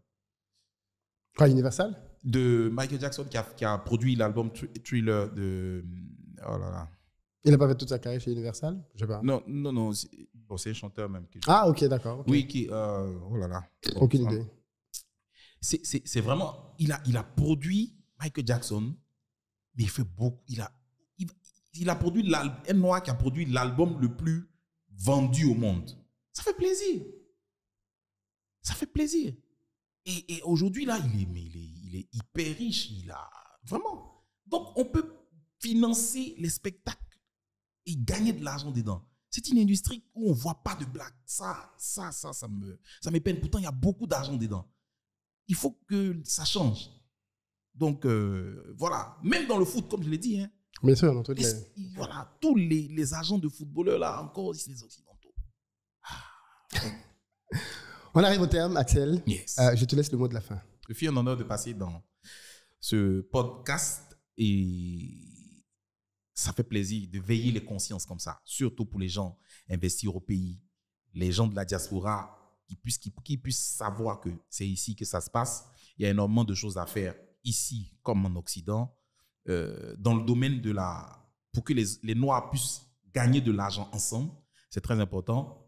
Ravi aussi de pouvoir avoir ouvert beaucoup des yeux sur les secrets du cacao et du chocolat qui est destiné aux initiés. Je pense que ça va peut-être ouvrir d'autres possibilités, réveiller d'autres champions, des personnes qui puissent passer à l'action parce que c'est une industrie où il n'y a vraiment pas de black à l'intérieur. Même aux États-Unis, Le chocolat, il n'y a pas les blagues dedans. Pourtant, les Jay-Z, tout ça aurait pu faire quelque chose pour qu'ils captent la plus-value dans cette industrie-là. Donc, pour les Africains et pour tout le monde, le cacao et d'autres matières premières de Côte d'Ivoire et d'Afrique, nous devons les saisir. C'est une opportunité à saisir, passer à l'action en se faisant accompagner par des spécialistes comme nous dans la consultance. Merci beaucoup, Axel. Merci. Les amis, on arrive au terme de notre podcast avec Axel Emmanuel. J'espère que vous avez pris autant de plaisir que moi à l'écouter, à apprendre. Il parle avec le cœur et ça s'est entendu. Dites-nous dans les commentaires ce que vous avez appris, ce avec quoi vous êtes d'accord. Si vous n'êtes pas d'accord aussi, vous nous le dites bien évidemment dans les commentaires. Et je passerai pour répondre. Pardon? Je passerai pour répondre sur le post. Ah oui, d'accord, bien sûr. tu es totalement libre. Oui, pour moi, en tout cas, c'était juste énormissime. C'était très, très intéressant de discuter avec lui. Donc, vous nous dites dans les commentaires et bien évidemment, je vous donne rendez-vous dimanche prochain, même lieu, même heure, avec un autre invité pour un autre épisode de C'est juste une question de temps. Le podcast des gens qui font de l'argent et qui en parlent en toute transparence. D'ici là, je vous dis peace.